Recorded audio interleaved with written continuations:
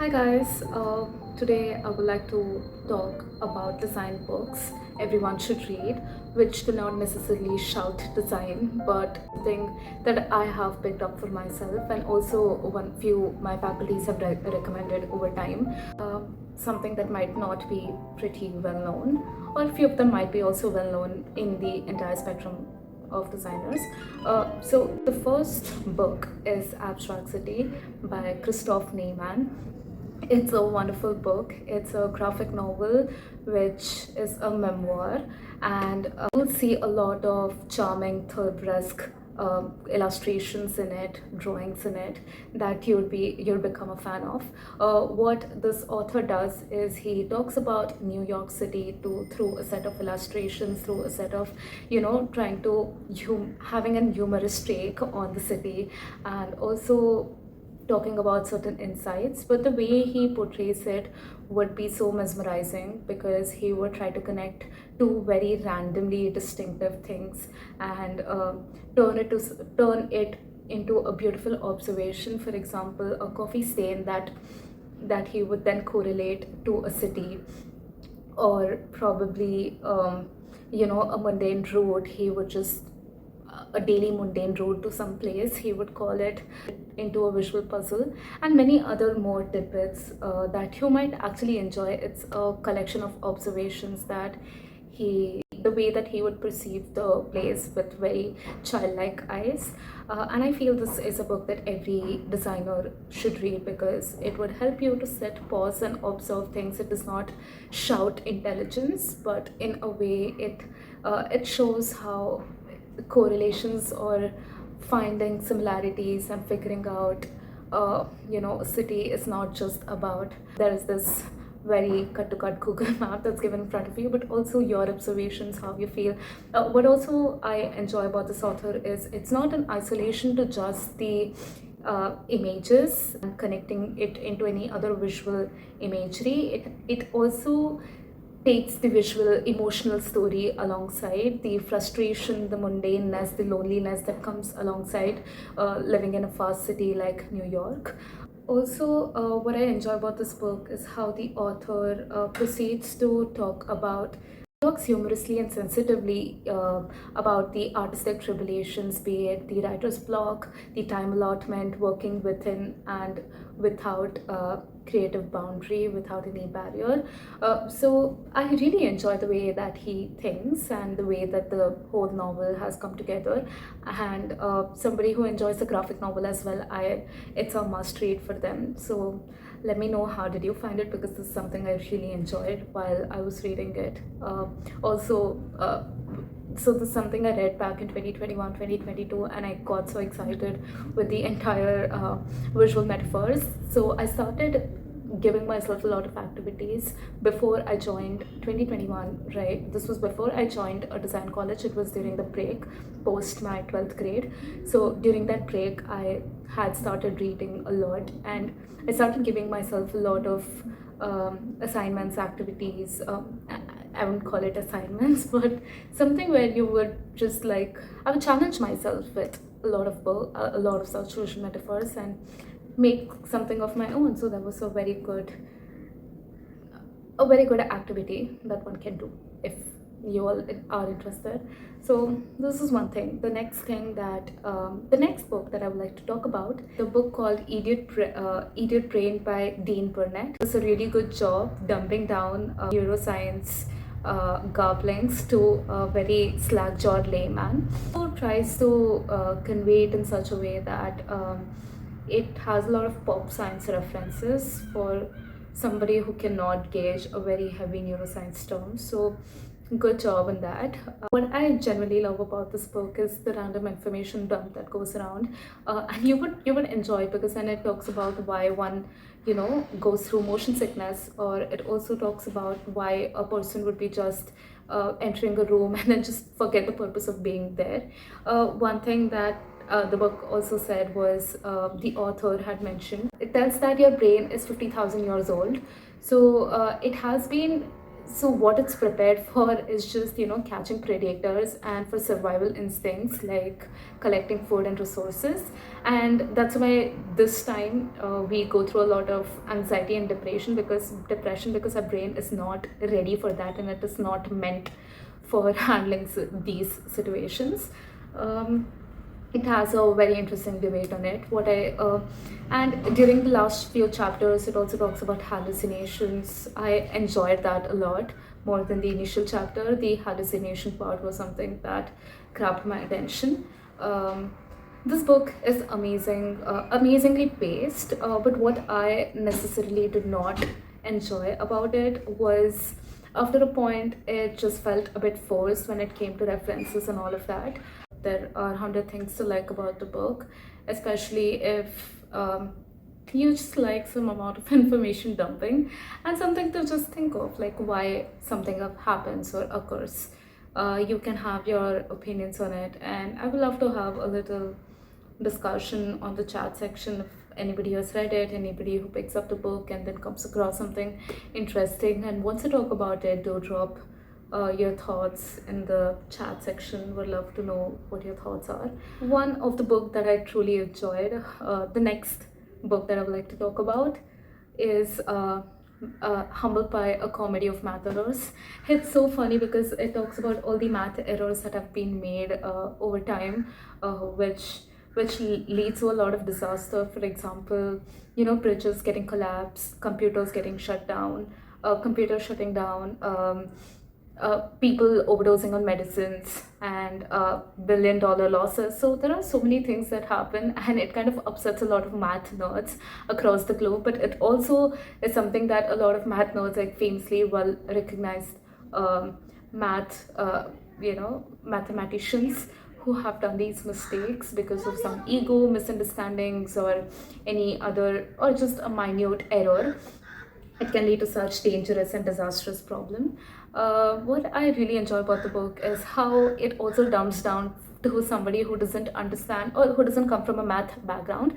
And I really enjoyed what the book brought on the table. One of the things that I remember is the phone numbers. Why is phone numbers actually numbers? Because it's actually supposed to be phone digits and not phone numbers, because numbers are the one that can be added, subtracted, or you can make a root of it. But in this case, there are no numbers, it's just numerals from 0 to 9. So it's exciting how you have an opinion on something, on the vocabulary that we use in everyday as well.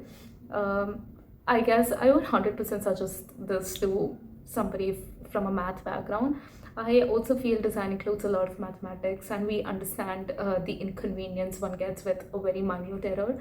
And as a designer, I feel like you would enjoy it because of the hilariously thing. It's such a nice visually, even though it's about mathematics, it just visually talks about maths, which would make a designer excited about, and also maths, coding, and all of it, which so the spectrum of designers would love again. So I would highly recommend this one to you all. Matt Parker does a really great job there. There's a book that I would 100% recommend. It's called Einstein's Dream by Lightman. There is this dream where people can predict their future. One can either get reckless about it because they can already predict, because they know what's going to happen and predict what's going to happen, or you'd probably be paralyzed about this because all you'll be thinking about is what's going to come next. So it talks about the philosophy of time with what was then the past, present, future, with the dichotomy of objectivity and subjectivity. So I genuinely enjoyed this book throughout. For example, one of the thoughts that I had shared previously as well, for the ones who already follow me on Instagram, there was this one thing that it spoke about, like how when a bird flaps its wings, it's a point where you would record the end of the time, and also see so end of the recording, the end of the time is equivalent to see to a person taking a next action, which can also be a reaction, or probably something that one has to immediately perform after processing the entire action, to to consistently remain in that moment. So it tries to push your brain to think what all time could be, because it helps you to, like one of my faculty, while we were discussing about, you know, white space in design, it's equivalent to white space, it's equivalent to the rhythm that you want to get, it's equivalent to the silence that one would have between two consecutive moments. The silence is the one that grabs, that holds the time together. The book has been beautifully and meaningfully described time before the entire clock and the system has come across for us, for humans, to actually put things into a bracket, into a box, so that we can have a very, like, something that just becomes a habitual or a ritual, for a routine for us. So this is something that I genuinely got interested in. I love the book. I would recommend this to anybody who wants to understand the philosophy of time, and also for artists out there, for designers, for architects, in fact anybody who likes to push their thinking a little bit and try to grab. It's just all about observation and thinking in the end, and that's all the book's about. Most of the books that I've recommended are highly based on observations than forcing you to think or it does force you to think a certain way, but not just put things into a bracket or a box. It does not limit you to how else can you think about something. Very equivalent to the concept of white space, like I spoke before. So there is that. Now there are two books that my faculty had recommended back while I was in university, and thanks to him, this was while we were doing our system thinking course. I do have that book. Wait, let me grab it once again. I just totally forgot to take it over, keep it visible for the crowd. Whoever enters the house, they can see the books, especially like mine and my sister's favorite books are all here. So there's Thinking Fast and Slow by Daniel Kahneman. I don't know how to pronounce this, Kahneman or something. And we also have Flow by again somebody's name whom I can't pronounce. So it's Thinking Fast and Slow by Daniel Kahneman. It's an amazing book. It talks about how there are two types of cognition. One is the system one, which talks about the fast, intuitive, it's part of our working memory, which is quite explicit. And the other one is the implicit memory, which has a lot of deliberate thinking, where you would think in depth. For example, if you would be asked 17 times 9, it's something that would take you a longer time to process something. So in the most simpler terms, that's what it is. So something that takes you comparatively longer time, it kind of pushes your long-term memory first, so that these are the two separate types of memory.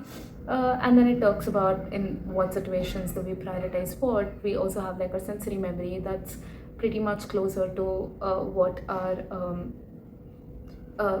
working memory has. So these are sets and divisions that it usually talks about, but it's pretty heavy.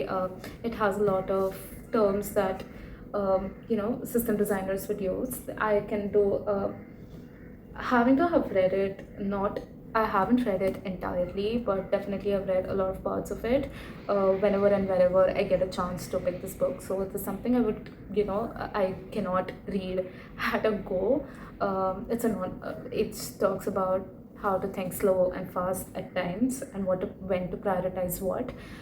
So a very interesting book. One of my faculty had suggested, who had taken our system thinking, also our coding course back in college. He also comes from a research background, so this was definitely it book for that.